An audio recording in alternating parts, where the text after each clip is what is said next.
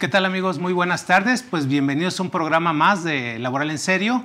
Y bueno, pues en esta ocasión vamos a hablar de los residentes en el extranjero que tienen fuente de riqueza aquí en México. Y para ello contamos con dos grandes invitados, el contador Carlos Gutiérrez y José Eduardo Núñez. Pues muchas gracias, amigos, y bienvenidos a este programa. Un tema pues especial, ¿verdad? Porque lo habíamos dicho en el promo, pues con esto de la globalización, pues tenemos que ir tocando ese tipo de ingresos, ¿no? Y bueno, pues bienvenido, Carlos. No, pues al contrario, muchas gracias por la invitación, Lalo. Qué gusto tenerte aquí. Qué placer. Qué placer. Gracias, maestro. La verdad es que aquí con nuestros dos invitados de lujo, miren, aquí está la Chiquis, la ¿cómo Chiquis, se llama? Sí. Sí. El Chiquis. Y también el Chiquis, también. la Chiquis y el Chiquis, ahí están los dos también con nosotros. Nos pusieron el Chiquis aquí. Nos pusieron el Chiquis aquí, exactamente. ¿Sabías tú, Lalo, que la Chiquis es extranjera? No sabía, pero sí parece, la verdad. Sí, es extranjera. Fíjate que es extranjera y hay un gran paradigma al respecto de esto, porque Cadefi le paga salarios, pero es extranjera. ¿Crees que hay algún tema fiscal en este sentido? Sí, claro que sí. Primero que nada, maestro Telesforo, muy agradecido por su invitación. No había tenido la fortuna de hacer algún evento con usted después de un año y la verdad es que yo estoy muy feliz de compartir foro con usted, que este es su programa, y principalmente porque son temas que poca gente realmente los domina como usted, contador. Así que muchas gracias por invitarme. No, pues gracias a ti, gracias a Carlos por aceptar la invitación. Y bueno, pues es precisamente buscar al especialista. Yo sé que tú tienes esa experiencia, lo mismo que Carlos, por lo que hemos platicado en alguna ocasión, ¿no? Y eso es lo que yo siempre he buscado, capacitación con experiencia. O sea, platicarles a nuestros amigos lo que hemos vivido allá afuera, ¿no? Y entonces, pues sí me gustaría que pues, empezáramos a platicar, sobre todo porque pues, hay muchas palabras clave en este tema. ¿Qué son extranjeros? ¿Qué es residencia en México? Y los regímenes fiscales por los que deben pagar, como bien decías, la OSITA, ¿no? La Chiquis. ¿Qué tipo de impuestos debe pagar? Entonces vamos a comenzar y bueno, si también, perdón, contador, antes de que se me vaya, pues también es el agradecimiento por compartir foro, maestro Carlos. Lo sigo también en sus cursos y la verdad es que se me hace...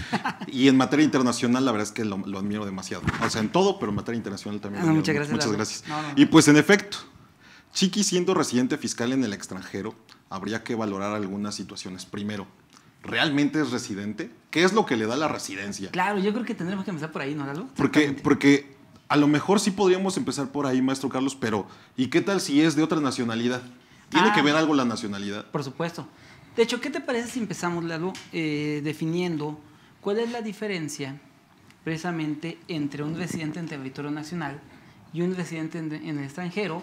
Y de ahí nos metemos a las nacionalidades. ¿Qué te parece? Con todo gusto, claro que sí. Súper bien. Mira, específicamente nos dice la ley del impuesto sobre la renta en el artículo 1 que van a ser sujetos de pago del impuesto en México cualquier persona física o moral que sea residente en territorio nacional. Pero también nos dice que los extranjeros, que aunque no tengan residencia en territorio nacional, obtengan ingresos con fuente de riqueza ubicada en México. Y de la misma manera nos dice que los establecimientos permanentes de extranjeros en México. Entonces, precisamente partiendo de esa base es donde nosotros tenemos la situación que va a estar bajo la premisa de estos aspectos. Entonces, para saber quién es residente en México, yo creo que lo primero que tenemos que atender es a los estándares internacionales de la OCDE. Recordemos que México forma parte de este club de Toby llamado OCDE y pues obviamente tiene que seguir ciertos estándares internacionales. A nivel internacional hay tres formas o hay tres situaciones que demuestran una residencia. De hecho, esto lo vamos a encontrar en los artículos 1 y 2 del estándar de la OCDE del año de 1995 en materia de lo que es acuerdos para evitar doble tributación. Entonces, ¿qué nos dice? A ver, el primero, por nacionalidad. Así es. Ahora sí que, ¿de dónde eres? Pues entonces puedes tributar. Segundo, por tu lugar de residencia. Obviamente, si tú de ahí resides en X país, pues ahí tendrás que tributar, ¿verdad? Y el tercero sería por tu fuente de riqueza, dónde se ubica tu negocio. Entonces, partiendo de esta base, México hasta el año de 2021 solamente contemplaba dos. Contemplaba el de la fuente de riqueza y contemplaba el de tu residencia y no contemplaba el de la nacionalidad. El de la nacionalidad fue incorporado al Código Fiscal de la Federación propiamente en el artículo 10 ya a partir de este año 2022. Fue donde lo incorporan al Código Fiscal de la Federación. Pero bueno, precisamente lo incorporan por recomendaciones de OCDE, claro, propiamente. Porque, ¿sabes qué? A ver, México, como que tu mesa está medio coja, ¿no? Como que algo le falta. Entonces México, sí, está bien, ya lo pongo. Y es ahí donde empezamos con esta situación. Sin embargo, creo que aquí hay dos regímenes que tenemos que cuidar. Primero, el del extranjero que obtiene un ingreso de México, y segundo, el del mexicano que obtiene un ingreso del extranjero, también conocidos como los expatriados, ¿verdad? Así es. Entonces, en ese sentido, exactamente es donde nosotros vamos a encontrar esta situación, que es lo que vamos a tener. Entonces, aterrizando esto, básicamente tendríamos que entonces, en México vas a tributar si tienes cualquiera de las tres. Eres residente, tu fuente de riqueza es México, o eres de nacionalidad mexicana. Lalo, comentarios, ¿qué me puedes decir ahí? Yo nada más quisiera remarcar que la esencia de todo esto también viene en el artículo 1 de la Ley del Impuesto sobre la Renta, como bien comentaba, maestro, cuando en la fracción primera dice que el residente en México, no habla de nacionalidad, residente en México, por todos los ingresos, independientemente de dónde provengan. Es decir, en México tenemos un principio que le llamamos, y si usted está de acuerdo conmigo, maestro, y también maestro Telesforo, el principio de la renta mundial. Así es. Es decir, aquí en este país acumulamos todos los ingresos independientemente de dónde provenga, de la fuente de donde provenga, del país donde provenga. Esto significa que por una parte, muchos de los que nos escuchan, a lo mejor vamos a estar brincando entre mexicanos, bueno, residentes en México y residentes en el extranjero. Muchos errores que cometemos al tener operaciones con residentes en el extranjero, por ejemplo, cuando vendemos un servicio o cuando tenemos operaciones, es solo considerar para efectos del pago de impuestos en México solo lo que realmente los ingresos que percibimos de México. Y ese es un grave error. ¿Por qué? Porque este artículo 1, fracción primera, nos habla que debemos de acumular de todos los ingresos independientemente de la fuente de riqueza de donde provengan.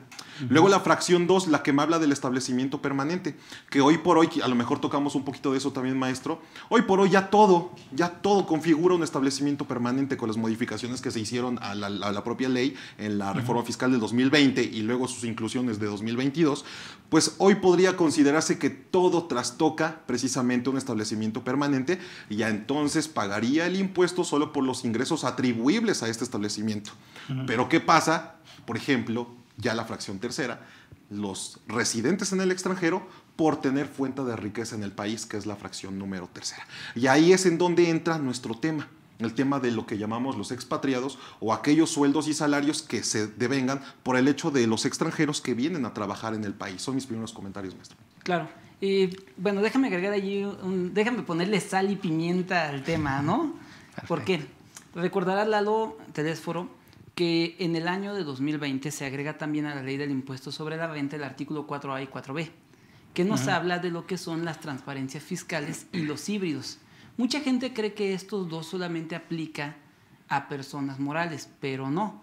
Recordemos que ahora si empezamos, por eso digo, vamos a echarle sal y pimienta, si empezamos a hablar ahora del tema de lo que es beneficiario controlador, entonces eso nos puede traer de rebote a lo que nos acaba de comentar Lalo, claramente. Entonces, que a ver, ¿quién es el beneficiario final de esto? ¿Es Lalo? ¿Dónde reside Lalo? En México.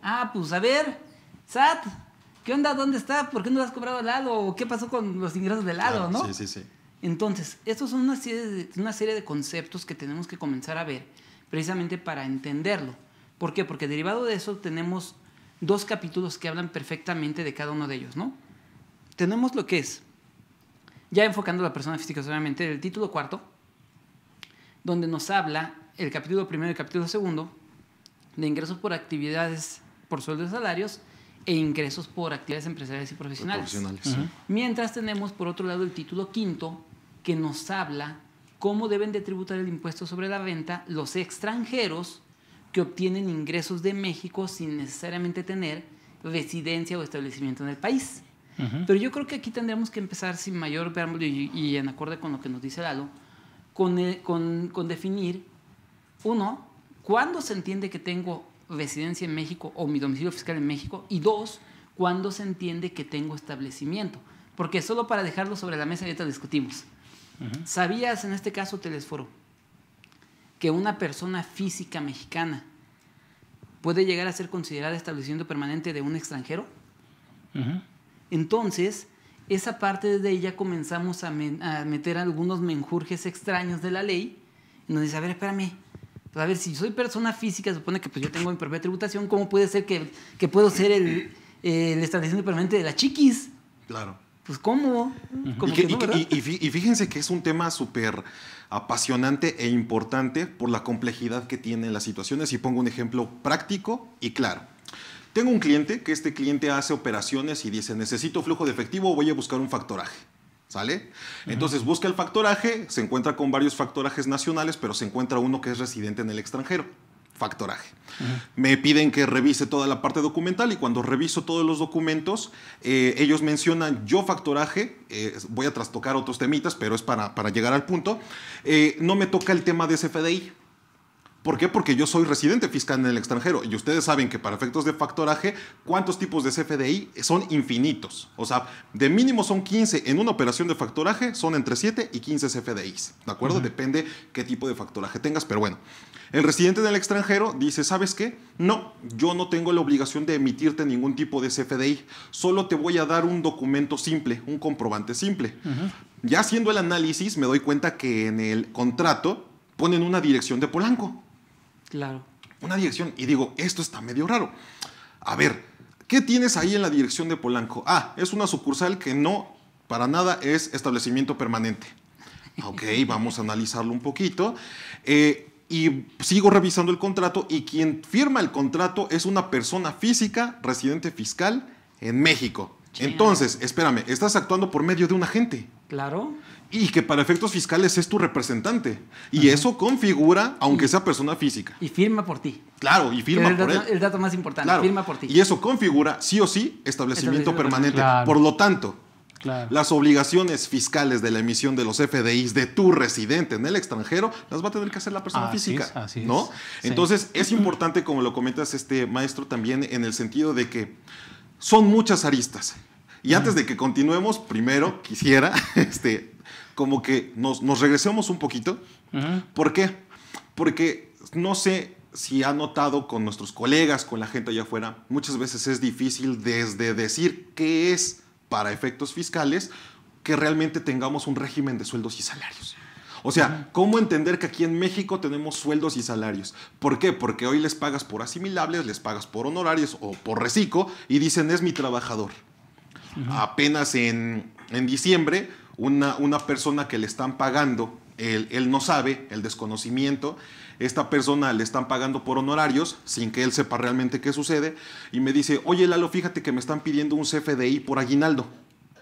Y yo, ¿cómo por aguinaldo? Sí, el concepto es aguinaldo y por favor le pones la retención de impuestos sobre la renta y la retención de IVA. Y yo, ¡qué error! Claro. ¿No? Entonces, contador Telesforo, ¿cómo entender toda esta parte de la relación subordinada primero en México para que lo traslademos a la parte internacional? Así es. Pues mira, Carlos y Lalo, era algo que estábamos comentando previamente a la grabación, que el acto o hecho generador primero debe prevalecer como un fondo sobre la forma, ¿no? Entonces, aquí ahorita el tema de hablar de los ingresos de residentes en el extranjero con fuente de riqueza aquí en México, etcétera, ya ves que te comentaba, siempre tenemos que tomar en cuenta primero cuál es el acto, el hecho generador. Claro. Y antes de que hablemos así de los residentes en el extranjero, primero decir, oye, ese residente en el extranjero viene a trabajar aquí a México. Cuando ya estamos hablando de viene a trabajar aquí en México, entonces ya estamos hablando del trabajo. Entonces lo que tendríamos que hacer es primero elaborar ese contrato de prestación de servicios, ¿no? Bajo este régimen de sueldos y salarios. Y de ahí van a nacer todas las obligaciones. Y ya después viene el tratamiento fiscal. ¿Por qué? Porque lo que está prevaleciendo es una relación laboral. Como ahorita ya ves, tú mismo lo estás diciendo, el factoraje financiero. Ok, en ese acto jurídico dices, bueno, pues es factoraje, pero ya cuando empiezas a ver, o sea, el fondo es el factoraje financiero, pero cuando ya le empiezas a ver la forma, ¿qué dices? Terminó en que sí se considera residente en México y que hay que emitir un CFDI. Claro. Lo mismo sucede en una relación laboral. Vamos a pensar que alguna persona la contratas, es residente en el extranjero y dices, bueno, quiero que me prestes tus servicios bajo el esquema de honorarios. Y empiezas a trabajar bajo ese esquema. Haces un contrato de prestación de servicios personales independientes, ¿sí? Ahí en un dado momento pues aplicas el título quinto porque todavía no es trabajador, ¿no? Pero si en un dado momento dices, oye, ¿sabes qué? Que realmente me conviene más que seas mi trabajador. Ahí entonces nace otro régimen. Terminas el de honorarios, título quinto, y entonces se inicia el de la relación laboral. Y ahí sí vienen todas las de la ley, en donde tienes que pagarle un salario, emitirle un CFDI, afiliarlo al Seguro Social, pagarle aguinaldo, todas las prestaciones. Aplica toda la ley, en este caso la Ley Federal del Trabajo, tal cual. No hay una diferencia o un tratamiento que se le tenga que dar. O sea, condiciones de trabajo, derechos y obligaciones, o sea, todo lo que sabemos en materia laboral y asimismo en la seguridad social, porque era lo que te decía, no perdernos. O sea, haz de cuenta que en ese momento, cuando él ya es trabajador aquí en México, entonces ya le aplica la ley del Seguro Social. Oye, es que se siente mal el extranjero. Tiene que ir al Seguro Social para que le den una incapacidad. Y esa incapacidad, bueno, la disminuyes del programa SUA, o sea, todo el tratamiento que ya conocemos. Que yo aquí tendría una primera duda, si me permiten, es la obligación de dar de alta a los trabajadores en el Seguro Social como residentes en México, pues es de los patrones desde el momento en que existe la relación subordinada. Sin embargo, para efectos de los trabajadores que vienen del extranjero, ellos tienen su seguridad social en el país de donde residen. El hecho que aquí vengan a México y solo reciban un dinero, ¿eso implicaría algún problema para efectos, por ejemplo, laborales o del Seguro Social? Bueno, aquí lo primero que tendríamos que agregar, Lalo Telesforo, yo creo que tendríamos que primero empezar por lo que define. Recordemos que al final del día la Carta Interamericana de Derechos Humanos es muy clara, ¿no? Y contiene un derecho muy parecido al que tenemos nosotros dentro del artículo 5 constitucional, que es el derecho al trabajo. Todos a nivel internacional, por lo menos por esta Carta Interamericana, tenemos derecho al trabajo. Entonces, de entrada, para definir tanto aquí en México como en cualquier otro lado del mundo a un trabajador, partimos de la subordinación. O sea, en todos lados partimos de la subordinación. Recordemos que aquí en México la Suprema Corte de Justicia de la Nación en el año de 1994 ya lo definió, en donde dijo claramente que subordinación es aquella potestad que tiene el patrón dentro de las horas de trabajo de mandar al trabajador en todo lo concerniente y relacionado con la ejecución del trabajo. Y correlativamente, obviamente, la condicionante que tiene el trabajador de atender a dichas instrucciones dentro de dicho horario, en pocas palabras. Sí, su jornada. Una jornada, ¿verdad? Entonces nos está hablando de básicamente tres elementos principales. Uno, una dependencia de órdenes. Es decir, que alguien me diga qué, cómo, cuándo, dónde hacer mi trabajo. Dos, una jornada laboral. Recordemos que en México la jornada laboral definida por la Ley Federal del Trabajo en el artículo 58, podríamos poner un concepto en el que podemos decir que es el tiempo en que el trabajador se encuentra a disposición del patrón. ¿Sale? Puede durar 8 horas, puede durar menos, puede durar más, con ciertas variantes, ¿no? Claro. 3, instrumentos de trabajo. Así es. ¿Quién le da esos instrumentos de trabajo? Si el que los otorga es el patrón, entonces estamos hablando invariablemente de que se dan las tres configuraciones básicas.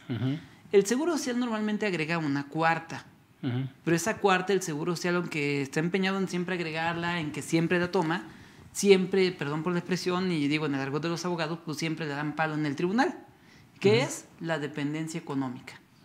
Porque para el Seguro Social dice, a ver, a mí no me importa si alguien te dio órdenes o no, no me importa si te dieron los instrumentos de trabajo o no, no me importa si tienes una jornada de trabajo o no, tienes dependencia económica, para mí eres trabajador. Claro. Y pues obviamente cuando el patrón se defiende, pues siempre le dan palo, ¿no?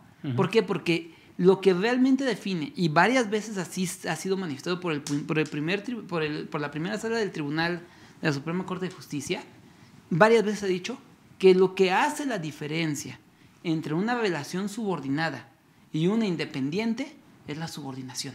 El mando. El mando.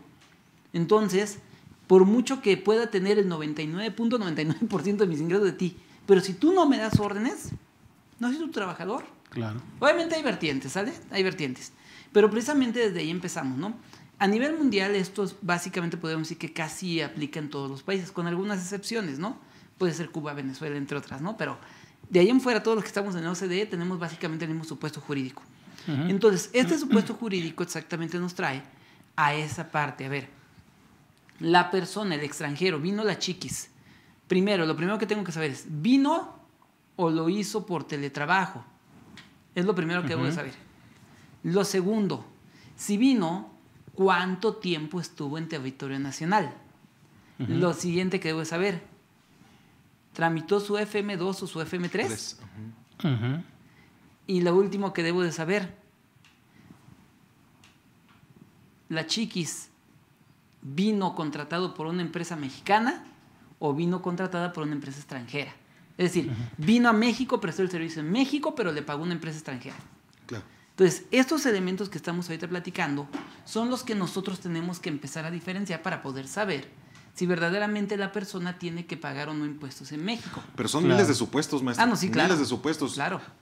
Ahorita que hiciste este comentario, tocamos, si quieres, ya el tema de residencia. ¿Sale? Precisamente porque, y lo voy a poner sobre la mesa para el análisis, y esto, son trabajadores que vienen de, por ejemplo, de Canadá, ¿de acuerdo? Sí. Y ahorita comentó, maestro, el tema de las herramientas de trabajo. Okay. El artículo 9 del Código Fiscal de la Federación pues nos establece qué es la residencia para efectos fiscales. Y precisamente nos habla de las personas físicas en su primera parte, ¿no? Y de las personas físicas básicamente es en donde establezca su casa habitación. ¿Cómo entenderlo? Porque hay un cliente en donde envía a los expatriados, son canadienses, pero aquí en México esta empresa es dueña de un inmueble. Sí, sí. Y dijo, ¿y si ese dejamos que ahí vivan nuestros trabajadores que mandamos de Canadá? Entonces,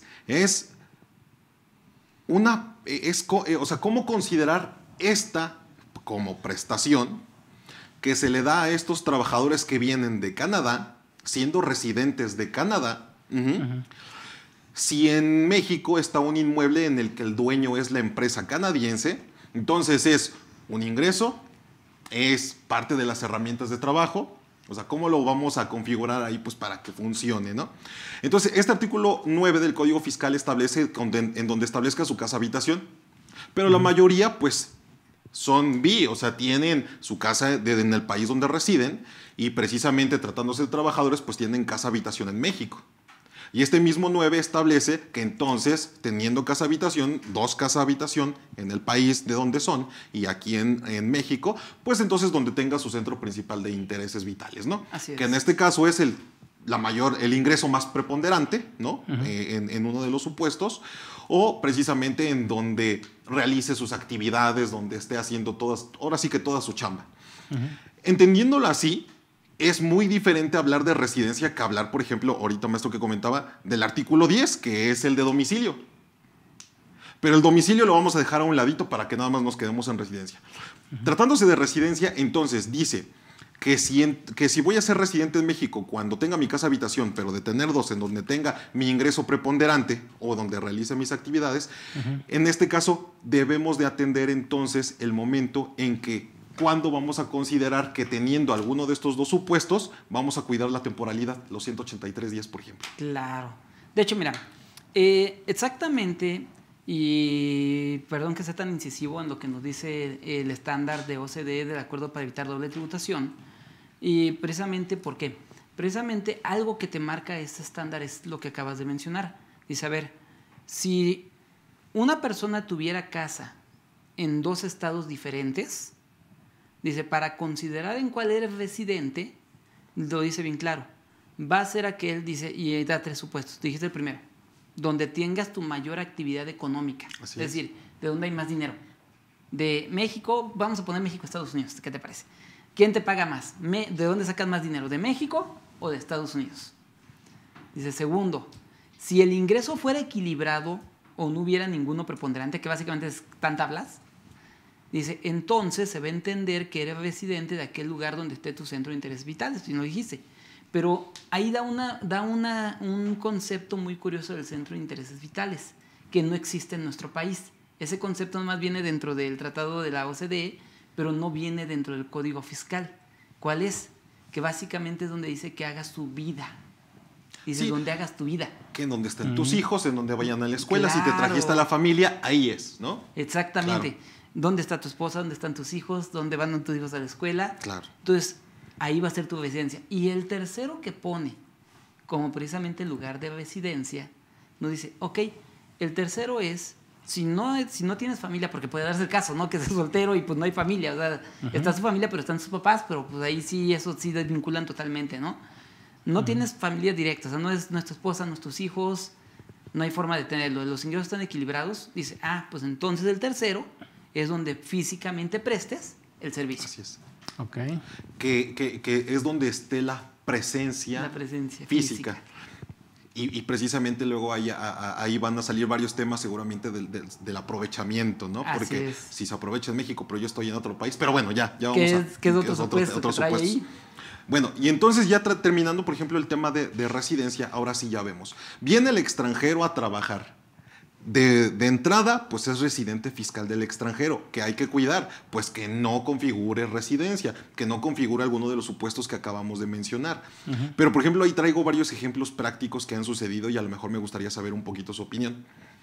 ¿Qué sucede en el caso de el expatriado, ¿no? Que dice, ¿sabes qué? Siempre sí me voy a quedar en México. Yo le hacía esta pregunta al maestro Telésforo porque ahí hay varios asegúnes. ¿Sabes qué? Yo llegué a México y como sabemos, y ya nos brincamos a título quinto en el artículo 154 de la Ley del Impuesto sobre la Renta, hablando de sueldos y salarios, en la que establece que el pago del impuesto como sueldos y salarios del residente del extranjero, pues será por medio de 3 supuestos. Un ingreso exento, que es de 125,900 pesos, que no pagará, de menor a 1,000,000 de pesos, que pagará un 15%, o de mayor a 1,000,000, que pagará el 30%. 30%, ¿no? así es. ¿Qué sucede si en alguno de los supuestos configuro residencia fiscal? Y ahora ya sé que tengo la obligación de, como eres residente fiscal, pues no te había dado de alta en el Seguro Social, todo ese. ¿Sería de manera retroactiva? O sea, que venga el Seguro Social y diga, espérate, todo este tiempo fuiste trabajador. Sí, residente en el extranjero, pero configuraste residencia. En este momento, ¿se irían para atrás a obligarme a pagar estas cuotas patronales y demás? No, porque mira, acuérdate que en este sentido, Lalo, el reglamento de la Ley del Impuesto sobre la Renta sí es muy claro, ¿no?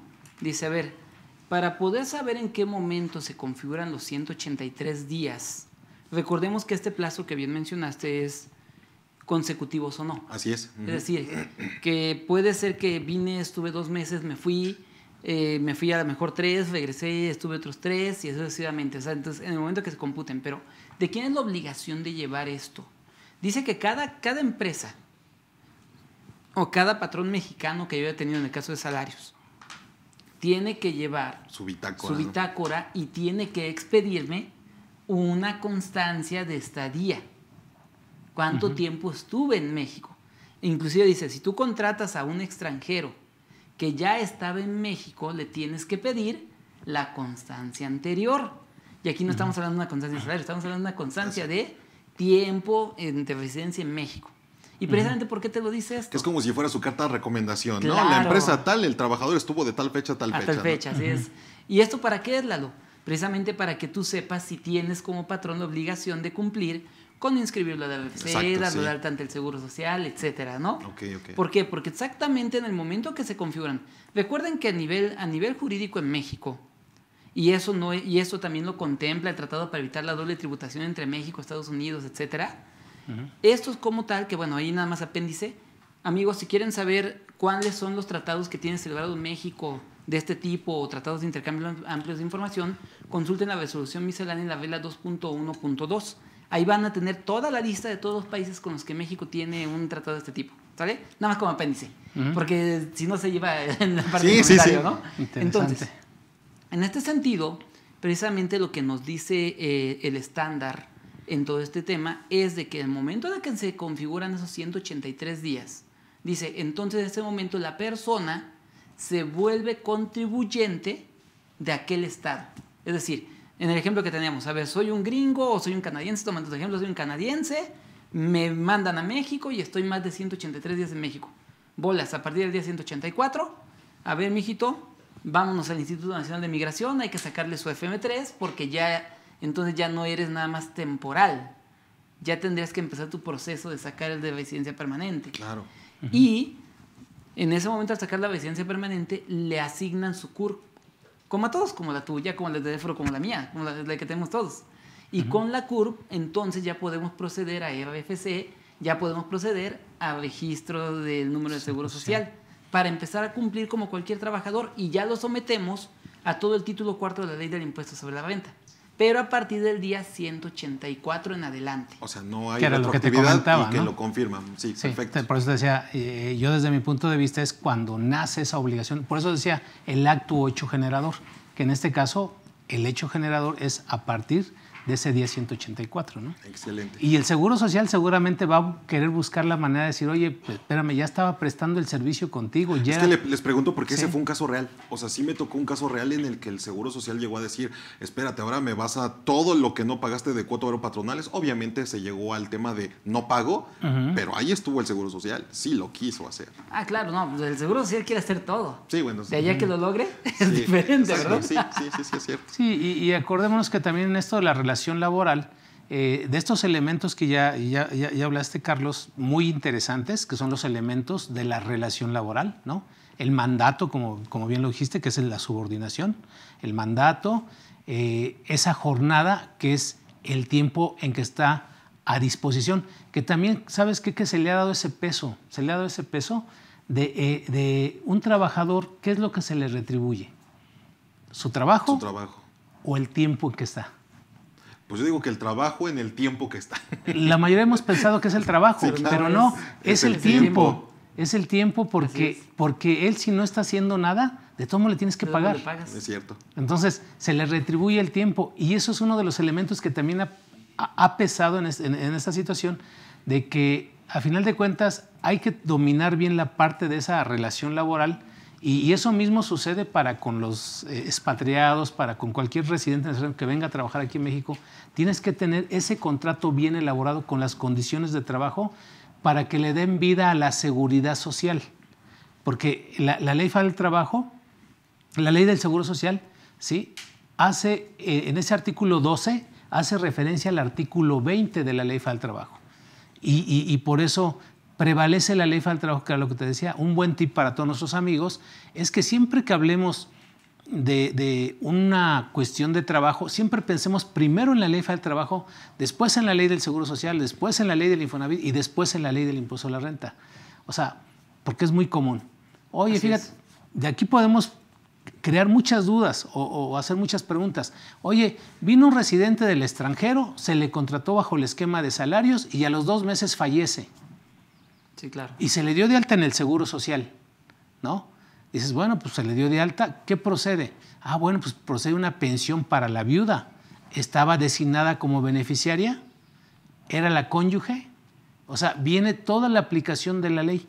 Oye, pues sí hay viuda, sí estaba registrada como beneficiaria, estaba la cuenta de apertura en la FORE, ¿no? ¿Qué va a hacer la viuda? ¿Va a tramitar una pensión? Sí, va a haber negativa porque apenas tiene 2 meses y falleció por riesgos de trabajo.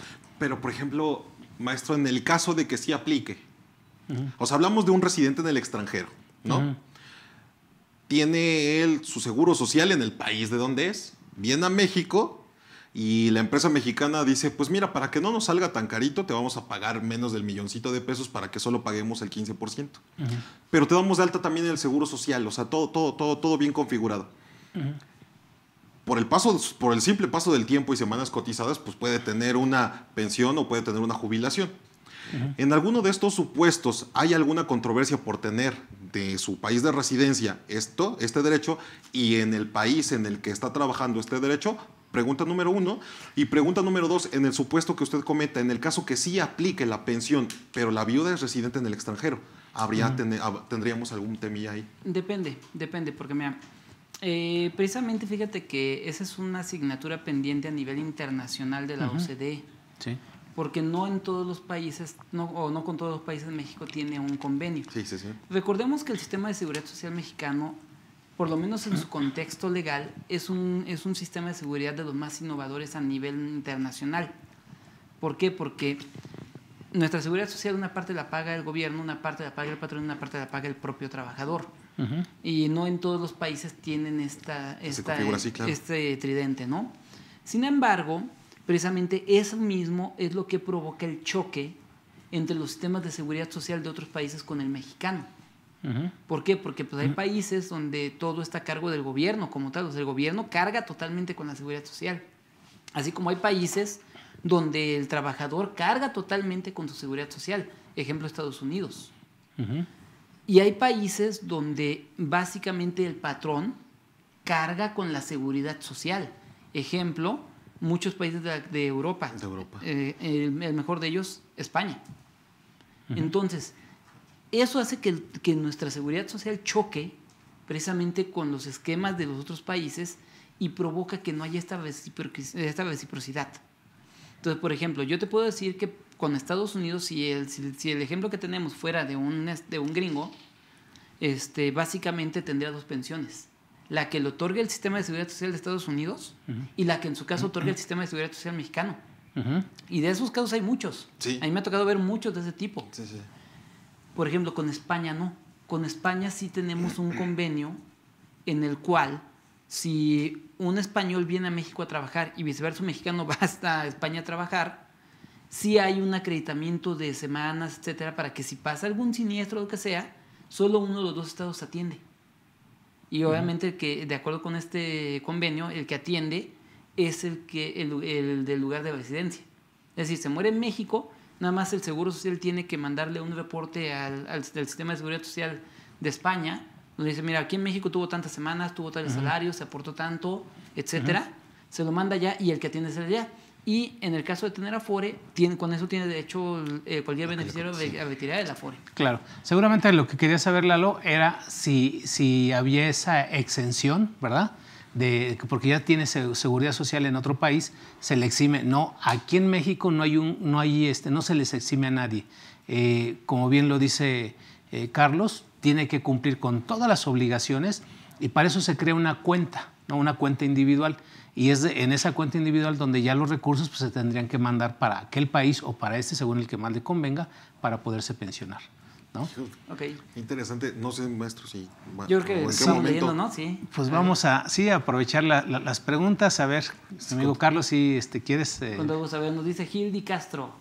Buenas tardes. Si un empleado es enviado por la empresa a estudiar una maestría de 1 año en el extranjero, ¿se considerará residente en el extranjero?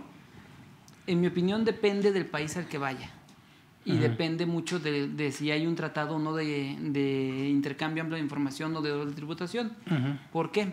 Porque recordemos que el artículo 27 del Código Fiscal de la Federación en su penúltimo párrafo es muy claro, ¿no? Dice, a ver, si alguien se cambia de residencia fiscal, porque es un hecho que sí va a ser un cambio de residencia fiscal porque es más de 183 días, tiene que dar un aviso al RFC y ahí empezamos con el primer tema, ¿no, Lalo? El aviso. Le dieron el aviso al RFC, ahora sí que nadie se acuerda de que hay que dar el aviso, ¿verdad? No, y aparte, no existe, si está de acuerdo conmigo, maestro, un aviso. O sea, lo que dice la ficha y lo que dice el trámite es simplemente baja las obligaciones fiscales. Así es. O sea, el aviso... Dale baja y pon un residente, y pon un representante. Así es, así nada más. O sea, haga de cuenta que cualquiera de nosotros puede hacer su aviso de cambio de residencia en el momento que se dé de baja de obligaciones porque ese es el que considera la autoridad para efectos fiscales como cambio de residencia. Okay. Sí, fíjate que, por ejemplo, yo en la práctica he hecho varios de ese tipo y lo único de diferente que tiene respecto a lo que hacemos, como bien decías, es de que pones el domicilio donde vas a vivir en el extranjero y pones en su caso un representante legal. Y digo en su caso porque no en todos los casos procede. ¿Sale? Es todo. Y ese es el cambio de residencia. Entonces, la regla es de que tú tienes que dar el cambio de residencia. Si no das el cambio de residencia, la sentencia es que sigas tributando en México por los 3 años siguientes a la fecha en que efectivamente hayas hecho tu cambio. Sí, en este caso de aquí esta persona que nos está preguntando va a estudiar. Así es. Se supone que a lo mejor tiene que tener una fuente de ingresos en el extranjero ya sea que se los manden de aquí o ya sea que allá Así es. lo labore. Entonces tiene que presentar ese aviso. Tendría que presentar primero ese aquí. aviso. Tendría que presentar ese aviso porque es muy probable, supongamos, mira, y te voy a platicar un caso concreto, ¿no? Un amigo lo manda el despacho precisamente a Nueva York, lo manda un año a Nueva York y pues resulta que pues se le olvida dar el aviso. Fíjate, contadores, se nos olvida dar el aviso, ¿verdad? Sí, sí. Entonces, pues él seguía percibiendo su salario, se lo pagaban desde aquí, desde México, aunque físicamente estaba trabajando en Nueva York. Y básicamente estaba allá porque pues, estaba con todo este tema de expatriados y estaba atendiendo a mexicanos que residían en Estados Unidos y que tributaban en México, ¿no? Y él no dio su aviso. Entonces, cuando regresa al año, pues resulta que el SAT le llega y le dice, oye, pues me debes impuestos. No, pues yo estaba allá. ¿Y tu aviso? Ah, caray. Y es un tema real. Sí. Le fincaron su crédito fiscal, tuvo que pagar. Pero ya de manera personal, porque me imagino que la empresa por los salarios que estaba pagando estaba haciendo retenciones. Sí, claro. O sea, la empresa mexicana tenía que cumplir con todas sus obligaciones. Así es. Pero él tenía una obligación, presentar su declaración. Y él en Estados Unidos también estuvo pagando impuestos. Es que ese es el tema. En el caso particular de Estados Unidos y precisamente el último párrafo del 9, así es, que te dice, 15 días antes de que te me vayas, presentas el aviso. Okay. Pero si no avisas, 3 ejercicios aquí. Pero Estados Unidos, que a diferencia de con otros países, nosotros con los otros países que son de la OCDE, pues tenemos el modelo convenio de la OCDE, pero con Estados Unidos tenemos nuestro tratado particular. Así es, nuestro propio. Porque Estados Unidos tiene su propio tratado. Que dicen que es de ellos, honestamente es, desde mi perspectiva, es el de la OCDE, nada más que fifí. Nada más, así es. O sea, como que le meten un poquito. Le pidieron poquito... unas cositas raras ahí. Pero dicen que es de ellos, ¿no? Pero bueno, el asunto es que Estados Unidos, maestro, va a decir, no, págame aquí. Claro. Y si quieres lo que pagues aquí, lo acreditas allá. Así es. Pero Estados Unidos particularmente, y tratándose de sueldos y salarios, es primero aquí en Estados Unidos y después en México. Aunque seas residente allá, en México. O sea, Estados Unidos es primero aquí y después de donde quieras. Okay. Y exactamente ese fue el caso. O sea, le fincaron un crédito fiscal. Obviamente él hizo el acreditamiento de su impuesto. Y sí pagó, pero pagó la pura diferencia en México. Pero el problema no fue la diferencia, fueron las multas que tuvo, más los recargos, más todo. Y todo por algo tan sencillo como un aviso, ¿no? Y yo aquí tengo una pregunta que la verdad, pues a lo mejor trae un poquito de jiribilla, maestros, pero es, ¿y este aviso puede considerarse espontáneo aunque extemporáneo? Es decir, nunca llegó la autoridad, pero haciendo la revisión al expatriado, o ahora haciendo la revisión, por ejemplo, al mexicano que que cambia de residencia, oye, no lo presentaste, preséntalo de una vez. O sea, ¿podría caber la posibilidad de que pueda considerarse espontáneo que extemporáneo? Lo que pasa es que, en mi opinión, creo que ahí, acuérdate que ahorita hay todo un tema, y esto derivó de un criterio de la segunda sala de la Suprema Corte de Justicia de la Nación en el año de 2017. Precisamente cuando empezó a darse mucho énfasis al principio de tipicidad. Tipicidad, sí. Entonces, ¿qué pasa con el tema de tipicidad? No es lo mismo decir extemporáneo que decir espontáneo. Entonces, yo puedo tener extemporaneidad, claro, en cualquier momento, pero puedo ser espontáneo. Entonces, al final del día no podemos equiparar los conceptos, porque la extemporaneidad es cumplir algo fuera de plazo. Así es. Es un hecho. Lo hagas bien, que en nuestro caso es extemporáneo. ¿no? Pero de ahí es donde ya vendría el otro concepto. Si la autoridad me lo detecta, pues el mismo 67 dice, no, es espontáneo. No, te lo estoy requiriendo. Te lo estoy requiriendo. Pero si no hubo ningún acto formal de fiscalización, entonces es espontáneo. Y entonces ahí es donde entra el supuesto del artículo. Si es espontáneo, no te sanciono. Entonces, digamos lo que en este sentido sí podría presentar el aviso en cualquier momento. Claro. Yo desde mi punto de vista eso es lo más recomendable. Me han siempre hecho esa consulta de que me dicen, oye, no he cumplido con la obligación X. Un caso muy común para mí que estoy en el tema de sueldos y salarios, no he timbrado desde hace 3 años. ¿Usted piensa que es no deducible la nómina? Le dije, mira, pues eso dice la ley, pero mientras sea deducible o no, primero presenta, o sea, de manera espontánea y extemporánea, cumple con ese requisito. Claro. Okay. ¿No? Y está timbrando recibos con fecha de 1 año, ¿sí? Que fueron pagos de hace 2 o 3 años. Pero más vale tenerlo. O sea, yo definitivamente siempre te va a ayudar, ¿no? Excelente. No, y aparte la Suprema Corte ya manifestó que no importa en qué momento lo timbres. que es válido y es deducible. Es que esa es forma. Mientras es espontáneo. Es que esa Así es forma. Yo siempre lo he dicho, está el fondo. Oye, tienes los contratos, se prestó el servicio, se pagó, se retuvo el impuesto, etcétera. Es forma. Y de hecho, el fondo prevalece sobre la forma siempre. Siempre. ¿No? Dice Avilla Silva. Bonita tarde, excelente contenido. ¿Podrían hacer una exposición de pagos de honorarios de extranjeros a personas físicas y morales residentes en México? Sí, claro. Pues mira, Sí, sin problema, pero a lo mejor algún par de comentarios, maestro. Sí, de hecho, mira, en este sentido, cuando como tal una empresa extranjera te paga aquí en México honorarios, es decir, tú estando aquí desde México trabajando, que ahorita con el teletrabajo todo es posible, ¿no? Mi patrón es alemán, pero yo estoy físicamente aquí en México y todo por teletrabajo. Y me pagan por honorarios. Pues bueno, ¿cómo funciona ahí? Tú lo dijiste bien al principio, ¿no, Lalo? Pues yo soy residente en México. No importa de dónde venga el ingreso, yo tengo que pagar mi impuesto en México.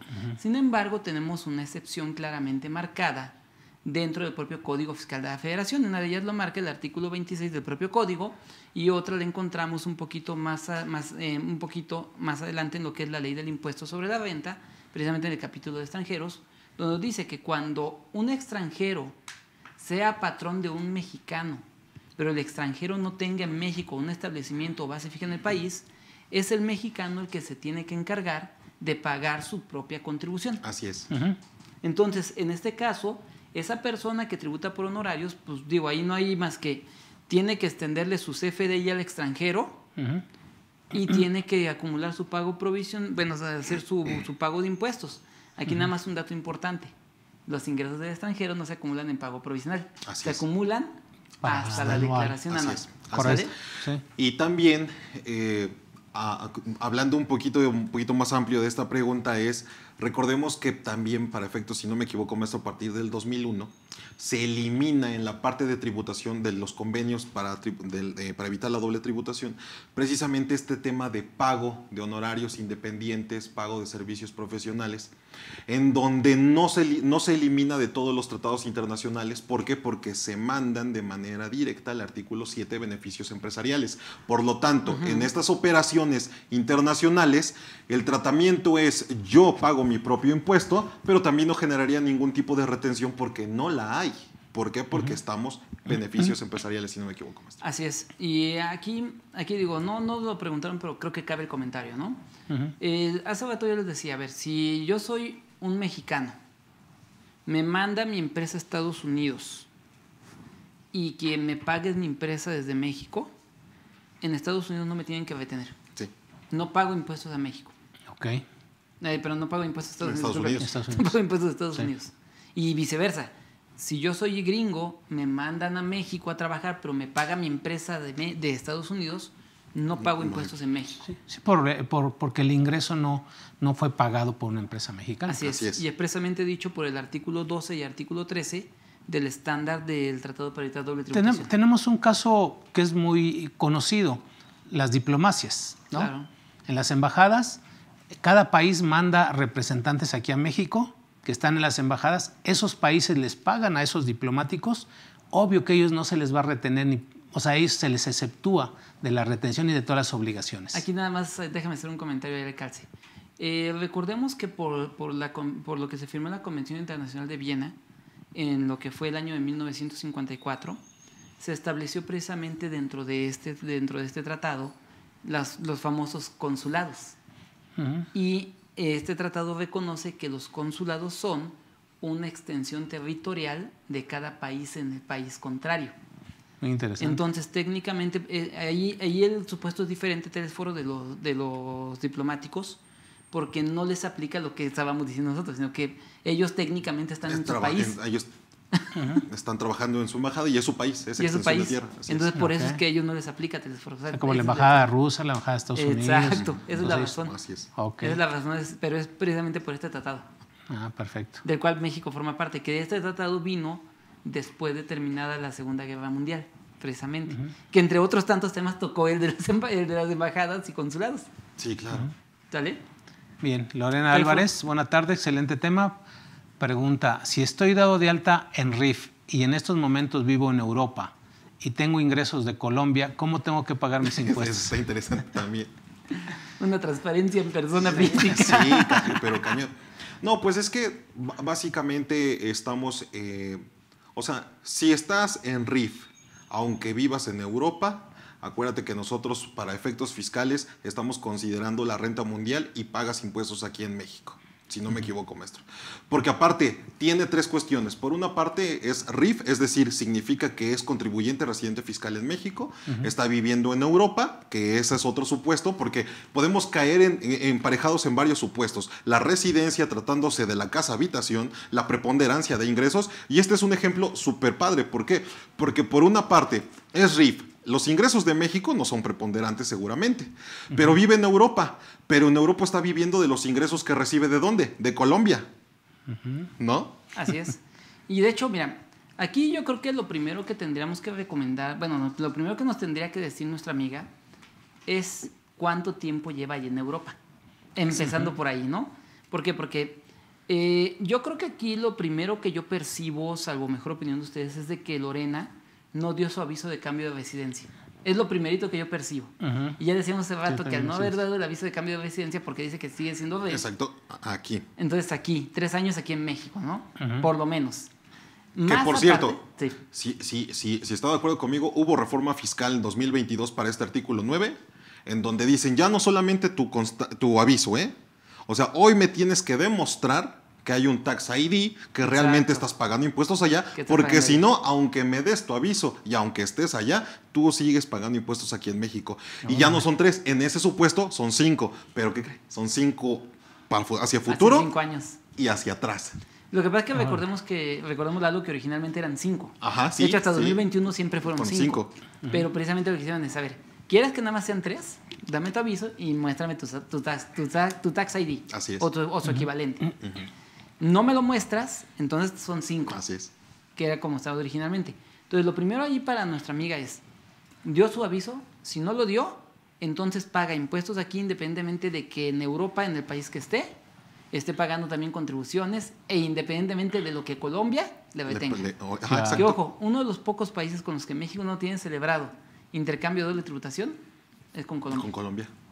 Ahí sí puede haber doble tributación. Lo que pague en Colombia, porque de ahí está saliendo el dinero, porque Colombia en su esquema fiscal sí tiene contemplado que no importa de dónde seas, si ganaste de Colombia, pagas en Colombia.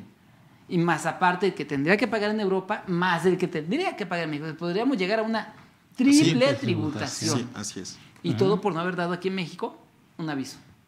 Entonces, moraleja, que dé el aviso, que luego nos llame y nosotros le acabamos de asesorar. Exacto. Sí, y para que le vaya bien. Dice Kenneth Go. Saludos expositores, una pregunta. ¿Me pueden indicar para el cálculo de la nómina quincenal cuál es el cálculo correcto?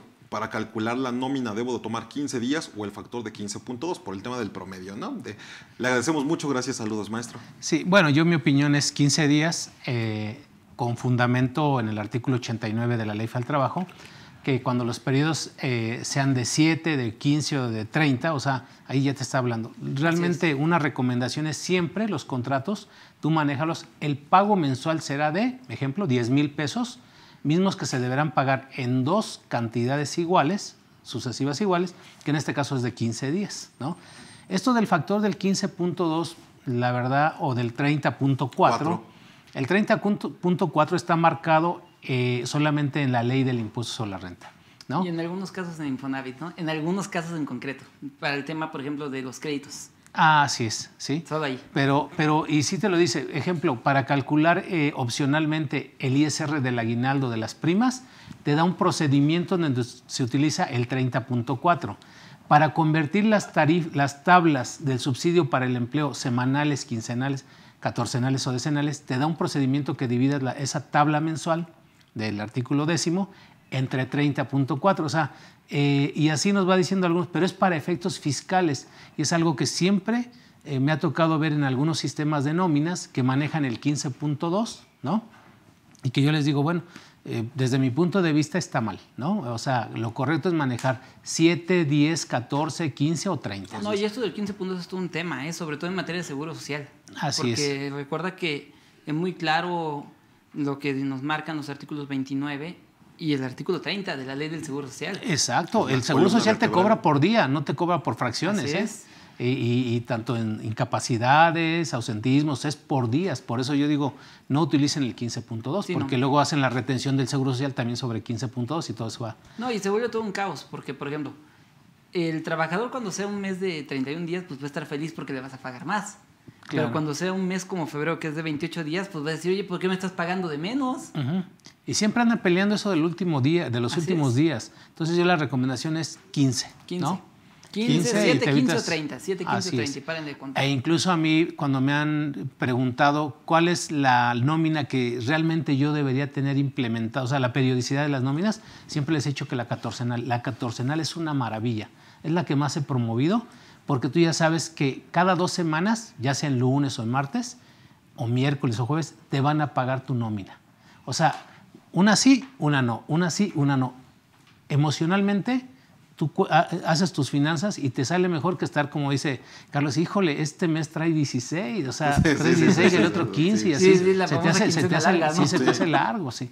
Entonces, pues vamos, mi comentario es 15. Y si nuestro sistema en automático dice 15.2, pues mejor cambiamos de sistema. No, la verdad, en esa parte todos los sistemas son configurables. O sea, no me ha tocado. Alguno que no se pueda Más bien, configurar. y sí les he dicho, bueno, si tú ya tienes ahorita el 15.2 para nuestra amiga que nos está haciendo la consulta, pues yo le diría, mira, pues haz el cambio en cualquier mes, o sea, coméntalo con tu jefe, chécalo con los trabajadores, y si no, pues en principio de año haz el cambio, o sea, modifica el contrato y simplemente no va a pasar nada. O sea, al final de cuentas vas a pagar siempre lo que marca la ley, ¿no? Bien. Bien, a ver, nos dice Paz Dalia. Buenas tardes, una pregunta. Si un trabajador trabajó 2 meses, ¿tiene derecho a liquidación o solo a finiquito? ¿Me pueden, por favor, dar el fundamento?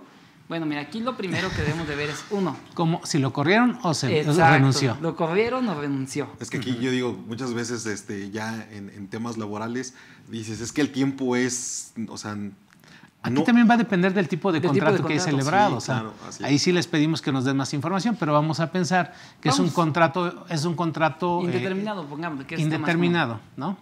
Entonces yo creo que si es indeterminado y la terminación fue sin causa imputable al trabajador, es decir, con responsabilidad 100% del patrón, sus 3 meses, en el caso de que no quiera reinstalarlo sus 20 días, que en este caso por ser 2 meses, ahí parte tenemos proporcional. una jurisprudencia que habla exactamente de parte Así es. proporcional, su prima de antigüedad igual proporcional y su finiquito proporcional. proporcional. Sí, Todos claro. estos cálculos, Carlos y Lalo, los pueden hacer aquí, digo, porque aquí en CADEFI tenemos un servicio de calculadora. calculadoras laborales y fiscales en donde vienen 25 formas de la terminación de la relación laboral. Aquí lo más importante es qué tipo de contrato tenía, ¿no? Y si fue como bien lo dijiste, una renuncia voluntaria o fue una causal de rescisión imputable al patrón, ¿no? Si fuera voluntaria, solo su finiquito. Sí, Y solo vámonos. su finiquito, que es la parte proporcional del aguinaldo, de la prima vacacional y de algunas prestaciones que tenga ahí. Si fuera pendientes. imputable al trabajador, vámonos con sus 3 meses. Así es. Y si entra en controversia con el patrón, pues ahí vamos a aplicar los 20 días por año. Y sí, y aparte la prima de antigüedad. La antigüedad. Sí, proporcional también a los días, que es algo que yo les digo, bueno, la prima vacacional, aunque son 12 días por año, hazlo proporcional a los días que elaboró, ¿no? Así es. Puede ser 48 días, puede ser, o sea, hasta de un día te deben pagar la prima de antigüedad si es que es por causa imputable al patrón, ¿no? Como lo es el aguinaldo. Nos pedía fundamentos, vamos a recomendarle a nuestra amiga que lea el artículo 43, 47, 48, 50 Así es correcto. de Ley Federal del Trabajo, ¿no? Sobre todo el 48 y el 50, que habla de estas causales de la terminación de la relación laboral, ¿no? Muy bien. Creo que ya son todas las preguntas. Ok. Muy bien. Ok. Ahora, yo creo que tenemos que poner sobre la mesa una situación muy importante al respecto de todos estos aspectos, ¿no? Y precisamente vamos a hablar del esquema de lo que es el establecimiento permanente, ¿no? ¿Qué pasa, por ejemplo, si yo soy un mexicano y de repente llega un extranjero y me dice, oye, Carlos, fíjate que me interesa el mercado mexicano, pero pues la verdad es que yo no quiero ir a México porque acá se escucha que en México matan y matan gratis. Entonces, pues, la verdad es de que pues, no quiero ir, ¿no? Entonces, pero pues yo sé que tú sí estás allá, yo sé que tú no sé cómo le haces de la prueba de balas o algo así, pero tú andas allí. Entonces, pues me interesa que tú me representes en México y te voy a dar lo siguiente, te voy a dar $100 mensuales para tus gastos, llámese gasolina, llámese tener una línea telefónica, para que puedas andar visitando clientes. Y por cada contratación que se haga del servicio, te voy a dar una comisión de $50. Entonces, si tú en este mes logras contratar 3 servicios, pues son $150 que te vas a llevar. Entonces, pues Carlos dice, pues, ¿sabes qué? Voy a tener horario que sea. No, totalmente independiente. Tú decides cuándo trabajas. Yo lo único que te pido es que por lo menos consigas una contratación por mes, para que tengas derecho a tus $100 de gastos, más tus $50 de tu comisión. No te voy a dar órdenes, no te voy a dar nada. Cuando llegue el momento de la contratación, se firma todo electrónicamente, directamente conmigo, y de ahí en adelante yo asumo todo el servicio, responsabilidad de todo. ¿Establecimiento permanente o no? Es que aquí, me voy a extender un poquitito nada más. Adelante, sí. Debemos entender el artículo 2 de la Ley del Impuesto sobre la Renta sobre qué se considera establecimiento permanente, que es cualquier lugar de negocios, establecimiento, sucursal, etcétera, donde se realice la actividad. El artículo 3 nos dice lo que no se considera establecimiento permanente, que en resumen es lo que no está en el artículo 2, me decía mi maestro de internacional. Lo que no esté en el 2, eso no es establecimiento permanente. Sin embargo, en ambos artículos manejan un esquema en donde hay particularidades tratando del agente independiente o del representante legal. Y yo diría, si negocia y firma él, hay establecimiento permanente. Así es. Si negocia y no firma él, no hay establecimiento permanente. Así es. Y es ahí donde está el detalle, ¿no, Lalo? ¿Por qué? Porque precisamente mucha gente, precisamente por esta mención que acabamos de hacer, y quise poner esto en la mesa porque es el más común. Es súper común. De hecho, yo atiendo a varias personas que tienen una característica parecida. Entonces, ¿qué pasa en este sentido? Básicamente, lo acaba de decir Lalo, a ver, tú puedes, en México, tú puedes llevar a cabo como tal, o firmas a nombre del tercero y asumes riesgos a nombre del tercero, eres establecimiento. Si tú negocias, incluso puedes hasta recibir, por ejemplo, hablándose de productos, ya ven que en muchas ocasiones compras, no sé, este celular, y en el instructivo dice, bueno, si tienes algún reclamo, llévalo a la calle Presidente Mazarik número 10. Y tú llegas ahí, pues llegas y pues, literalmente llegas a una casa, así como que pues, no tiene ningún logo de la marca, nada. Oiga, es que vengo a un reclamo. Sí, permítame. Y ahí te llenan una hoja. ¿Sabe qué? Mire, se va a tardar un poquito porque lo tengo que mandar a Estados Unidos o lo tengo que mandar a China. Allá lo revisan y ya le digo yo el veredicto y en su defecto le mandan uno nuevo. Ahora después. Entonces, si tú nada más eres una oficina, aunque sea persona física, una oficina que llegas a recibir esto y lo mandas a Estados Unidos y allá en Estados Unidos se encargan de todo, entonces no eres establecimiento permanente. Así es. Pero basta y sobra con que tú digas, ¿sabes qué? A ver, yo te lo recibo, lo mando a Estados Unidos, pero si me dicen que te lo tengo que cambiar, vienes aquí mismo conmigo y yo te entrego uno nuevo. Aguas. Porque mantener inventarios del extranjero equivale a establecimiento permanente. Así es. Y lo que te paguen, entonces ya entra en toda la figura de esta situación. Y por ejemplo, maestro, en el caso de que son oficinas de representación. Y estas oficinas, mientras en lo que hay estas partes de negociaciones y todo eso, lo que hace el extranjero es, pues te fondeo. Sí, claro. ¿Este establecimiento permanente puede contratar trabajadores? Por supuesto. Y estos trabajadores solamente recibirían el ingreso de la parte que fondea el extranjero. ¿No tienen ahí un temita de tributación estos trabajadores por recibir ingresos de una matriz que es del extranjero, por ejemplo? Sí, por supuesto. De hecho, hace rato Lalo lo decíamos, ¿no? Ahí tenemos que explicarle a los extranjeros que, no les van a meter nada, pero que ellos tienen que pagar su propio impuesto. Por eso, en este supuesto, siempre es recomendable, mejor sí tener a un representante legal, ya que el representante legal, aunque el extranjero no funja o no tenga un establecimiento, el representante legal en México es el que se encarga de cumplir cualquier obligación fiscal. De hecho, tú lo comentaste hace rato, ¿no? La obligación que sea llevar contabilidad, pedir comprobantes fiscales. Y es que en general no habría por qué tener, si lo analizamos bien, miedo a que exista un representante legal, porque el impuesto solo se paga por el ingreso atribuible al establecimiento. Pero yo puedo firmar, soy establecimiento permanente, puedo negociar, puedo contratar trabajadores, pero mientras no voy a pagar impuesto porque no he generado ningún ingreso atribuible al establecimiento permanente. Sí, mira, aquí hay algo muy interesante que me estoy acordando, ejemplo de los sindicatos. Ellos no son contribuyentes del impuesto sobre la renta. ¿verdad? Sin embargo, sí son retenedores el hecho de tener trabajadores residentes en México, y ahí es donde te digo, siempre tiene que prevalecer el fondo. O sea, ¿están prestando los servicios? Sí, sobre un salario, mandato, etcétera. Entonces vienen todas las obligaciones. En el caso de algunas empresas que manejamos, solamente somos retenedores y pagamos cuotas de seguro social. Párale de contar. Entonces, lo mismo sucedería aquí.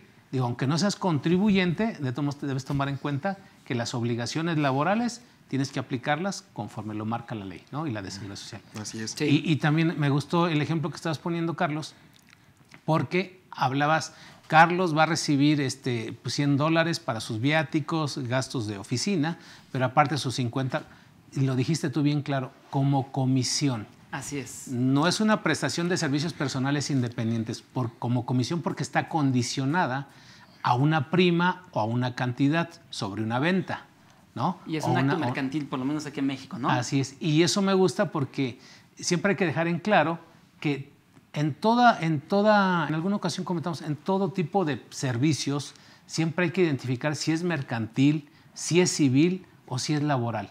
Porque decíamos en algún ejemplo, no sé, con el maestro Jorge, a quien le mandamos un saludo, decíamos, desde el momento en que tomas una micro, ¿sí? O un camión, un taxi, ahí hay una prestación, hay un contrato, ¿no? Así es. Estamos platicando de eso y sí se identifica. No, y mira, por ejemplo, les voy a poner un caso y para todos nuestros amigos que creo que ilustra mucho esto que estamos ahorita platicando. ¿Por qué? Se da mucho, sobre todo, yo manejo mucho cliente maquilador. Entonces, se da mucho en la frontera, ¿no? A ver, pues yo mando el producto de Estados Unidos, lo mando a México para que aquí lo maquilen. Pero, pues obviamente, a mí, yo gringo, me interesa pues saber que el maquilador realmente lo está haciendo con la calidad que le estoy pidiendo. Entonces, contratan aquí en México empresas que le llaman sorteadoras, así les llaman. Le llaman sorteadoras. Okay. Entonces, digo, nosotros aquí en la zona centro del país decimos sorteadoras y pensamos en la Lotería Nacional o cosas así, ¿no? Sí, no, es que sí. pero en Los en la casinos frontera y todo eso. Sí, pero en la frontera de sorteo, y significa que es una persona que va a hacer pruebas muestra. O sea, son pruebas muestras de producto, por eso se llaman sorteo, porque hacen un sorteo de qué productos voy a estar sacando para estar viendo que estén bien hechos, ¿no? Okay. Por eso se llaman sorteadoras.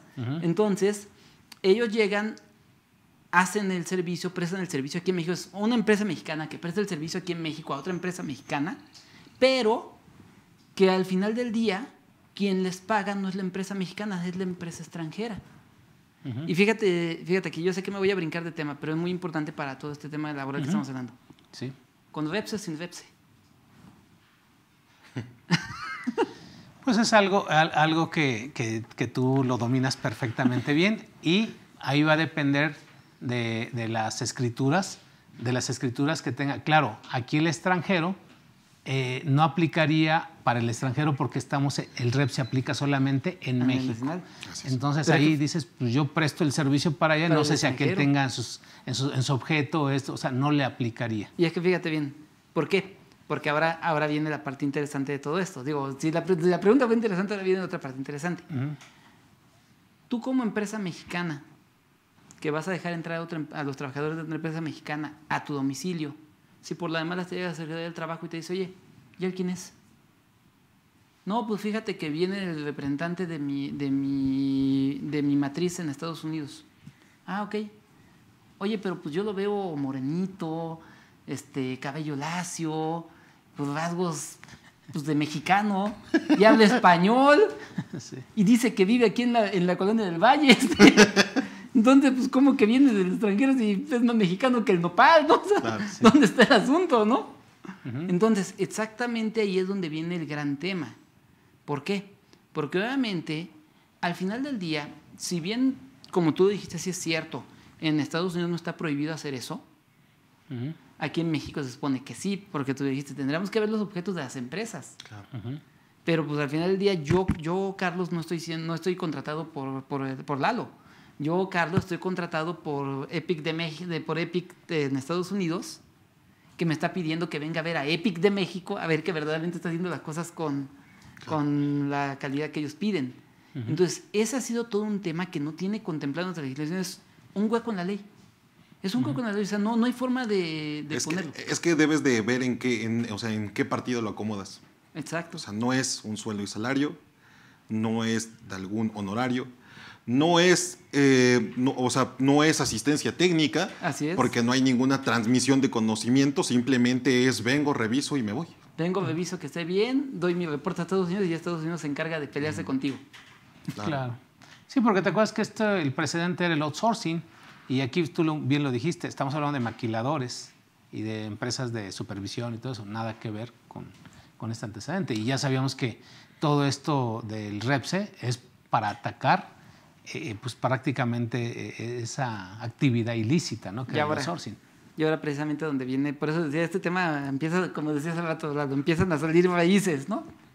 Establecimiento permanente del extranjero en México. Porque recuerda que la maquila, ya por el simple contrato de maquila, sí es su establecimiento permanente. Es un hecho. Pero ahora, la empresa de sorteo, ¿también es establecimiento permanente del otro? Es que entonces ahí nos vamos a ir. Es que lo primero es, si tenemos operaciones con residencias en el extranjero, la línea es, vamos a ver el tratado. Así es, empezando por ahí. O sea, por la supremacía, ¿no? Vamos a ver el tratado. Ok, ya vimos que no hay un tema aquí. Me voy a mi ley doméstica, pero tenemos que fijarnos en la ley doméstica también del otro país para ver si nosotros no somos establecimientos permanentes de ese país. En el otro lado, sí. Y es ahí donde está. Entonces, pero fíjate que es aquí hay un tema bien importante, Lalo. ¿Por qué? Porque el tercero, en este caso el sorteador, 1, no está contratando por el tercero. 2, no está asumiendo riesgos por el tercero. No. 3, no está negociando nada por el tercero, sino que es al revés. Él está prestándole un servicio al tercero para que con base en las resoluciones que él diga, el tercero pueda hacer reclamos o pueda hacer mejoras o lo que sea. Sí, me tocó un caso similar con el tema de los aviones. Como ustedes saben, las turbinas, estas se rentan. Así es. O sea, en el tema de los aviones no es como que te compro tu avioncito y Sí, no. Las turbinas son de tal cantidad de precio que estas mejor se rentan. Muchas veces mandan del extranjero a las turbinas que se ponen en los aviones aquí en México solamente a checar que se haga con la calidad. Y estamos en el mismo supuesto. Así es. Estamos en los mismos supuestos. Y muchas veces son empresas mexicanas. Sí. O sea, son empresas mexicanas. ¿Por qué? Por tema costos, por lo que sea. Pero son mexicanos que hacen eso. Y esto es súper normal, es súper común. Entonces, aquí el tema importante es, 1, quien te va a pagar es el extranjero. Obviamente hay que ver el tratado para evitar doble tributación. Básicamente, el extranjero no te tiene que retener por el tema precisamente del artículo 12 del tratado. Así es. ¿Sale? 2, obviamente, para fines laborales, tú como si eres un residente en México... 15, ¿no? 15, perdón. 15.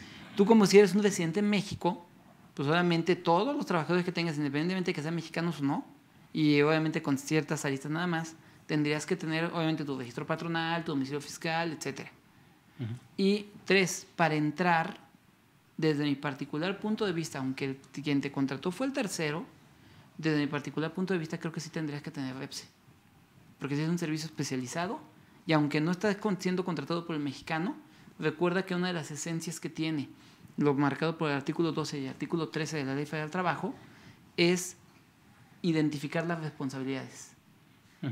Entonces, en mi opinión, creo que la empresa mexicana, aunque tiene el contrato con el gringo, tiene que sí tener REPSE, tiene que sí identificar a sus trabajadores, ya sea con playeras Cumplir con todas las obligaciones. Todas las obligaciones. Digo, eso es de una manera conservadora. Yo, en ese sentido, por la pregunta que habías hecho, pues habíamos dicho, pues como que no. Es que la que está dando el servicio no es la extranjera. Así es. Finalmente, sí es una mexicana que nada tiene que ver con la que contrató, pero finalmente le está dando todos los elementos que es la prestación de un servicio especializado y poniendo trabajadores a disposición de la contratante. Ambas son mexicanas. Así es. Aunque no haya el contrato directo entre estas dos, las mexicanas, finalmente se está dando de estos elementos y ahí hay obligaciones. Sí, y seguramente que no van a chocar en el objeto, ¿no? Y aunque ahí sí, para que vean, fíjate que en mi opinión el objeto ahí pasa a segundo término. ¿Por qué? Porque a lo mejor esta empresa puede tener un objeto de esta, pero ahí sí, ahí es donde entra. Pues ¿sabes qué? No me está contratando la mexicana, me está contratando la gringa. Sí puedo entrar. Te digo que, en mi opinión, yo creo que nada más el único tema es precisamente sí pedir REPSE para delimitar responsabilidades. Es que ya en la práctica yo creo que sería muy complicado, porque por una parte recordemos que tenemos que subir los contratos. Los voy a subir con la residente en el extranjero. Claro. Y con la residente del extranjero, pues no va a haber seguramente un tema de duplicidad ahí en los objetos. Digo, últimamente es residente, ellos qué. Pero en el momento en que me dé la prestación de obra especializada, la otra mexicana va a decir, a ver, espérate, quiero el contrato con ella, ¿no? O sea, sí va a ser complicado ahí como... Sí, pero precisamente, o sea, en tema ya de Itsoes y Sub, aquí sí entre las dos mexicanas, pues nada que ver, ¿no? O sea, esta no tiene que reportar a esta ni viceversa, claro. ¿no? ¿Por qué? Porque como tú bien lo acabas de decir, a la de acá reporta en su caso al gringo. Y eso en su caso, porque básicamente no porque ahí no hay necesidad de un REPSE. Sin embargo, sí por tema de limitación, reitero, de responsabilidades laborales, de seguridad social y fiscal. Tenemos que tener. O sea, cumplamos la obligación, no del todo en el sentido de que por lo que me estás ofreciendo sí necesito tu REPSE. Así es. Pero no te voy a reportar porque mi contrato es con la extranjera. Nada más para delimitarte. Para delimitarte. Por si me llega a revisar el IMSS, o me llega a revisar el SAT, o me llega a revisar la Secretaría del Trabajo de manera de pesquisa, y te llega a encontrar dentro de mi centro de trabajo. Sí. No, y aparte por el tema de la deducibilidad y el acreditamiento, ¿no? Que también, que te pongan ahí, imagínate el SAT, oye, va como no deducible. Sí, bueno, pero recuerda que ahí tú no le estás pagando a otra mexicana, le está pagando un gringo. Sí. Pero de todos modos, o sea, más que por tema de deducibilidad, en el caso concreto que pusimos, ¿sale? Más que por tema de deducibilidad, sería por tema de responsabilidad solidaria. Por tema de responsabilidad solidaria. ¿Sabes qué? Nada más dame tu REPSE para fines de saber que sí lo tienes. Identifica a tus trabajadores, dame tu listado de trabajadores y ya. O sea, no necesito tus recibos de nómina, no necesito tus declaraciones. Que es como si fuera un tema hasta de control interno, ¿no? Compliance. Un compliance. Sé que tú estás muy bien, pero dentro de mis controles está que me des tu opinión positiva y tu constancia. No te voy a reportar, pero la necesito para mis controles. Sé que me estás dando un servicio especializado, pues dame tu REPSE. No voy a reportarte, pero lo necesito nada más para el tema para un expediente de responsabilidad.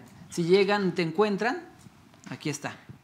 Que no está contratado por mí, está contratado por mi parte de relaciones extranjero, ve y búscalo a él y ya peleate con él.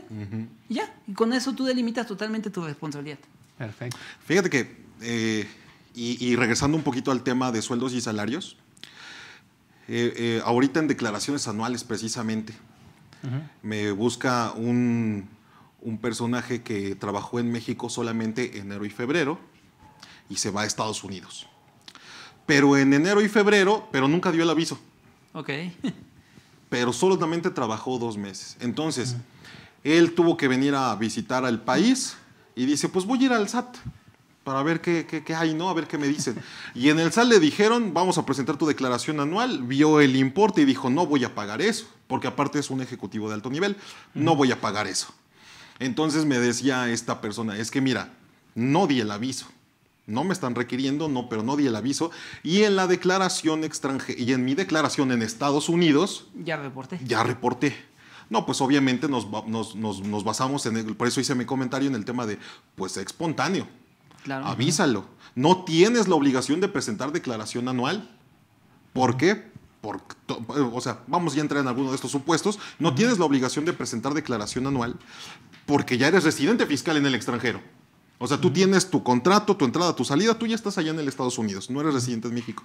Y por último, estos pagos que te retuvo tu patrón, pues ya los consideramos definitivos. Así es. Y al considerarse definitivos, un residente en el extranjero que presentó sus pagos y que se consideran definitivos, tiene prohibido, ahí sí lo dice tajantemente, prohibido presentar declaración anual. Así es. Ya nos liberamos de esa parte. Y ese es un tema súper importante que mucha gente no sabe. Así es.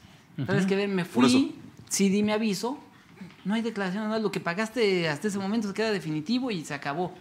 Oye, pero que me está llegando la invitación, no le hagas caso. La ley dice expresamente no. Sí, muy interesante. O sea, creo que esto del fondo prevalece sobre esa forma, ¿no? Que la forma de la presentación de la declaración. ¿El fondo cuál fue? Pues ese pago, esa retención, lo que ya se declaró allá.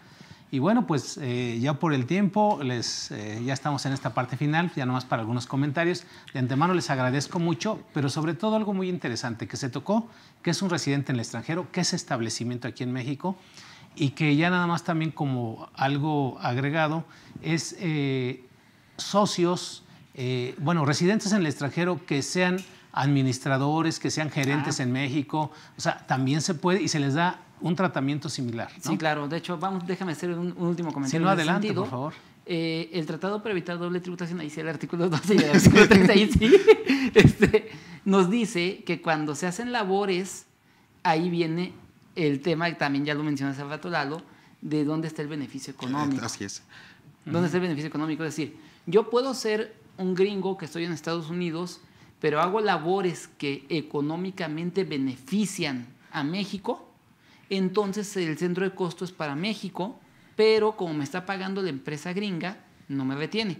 Pero si el centro de costo es para México y la que me paga es la empresa mexicana, entonces en ese momento sí viene una retención a razón del 25%. 25%, así es. Okay, sí, así sí, es. sí.